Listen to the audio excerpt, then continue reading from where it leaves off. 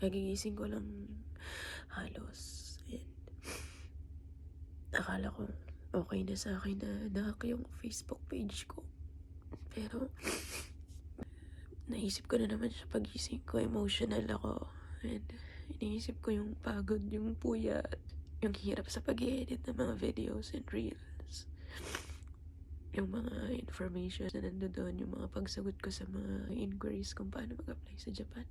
Kahit di masyadong nag-earn yung page na yun, pero dami ko ng effort na nilagay doon.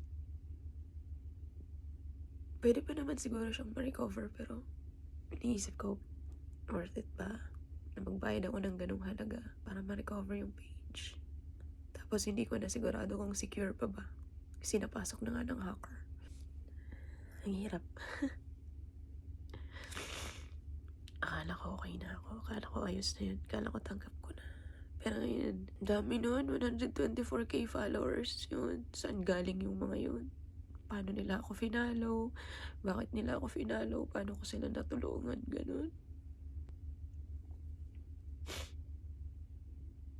Ang hirap pagpatuloy pag ganun.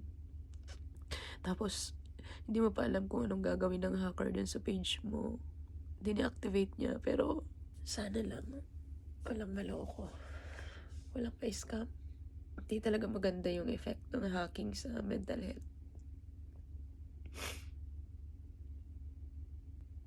Pero magiging okay din ako. Magiging okay din. Sorry, medyo emotional, pero magpapatuloy tayo.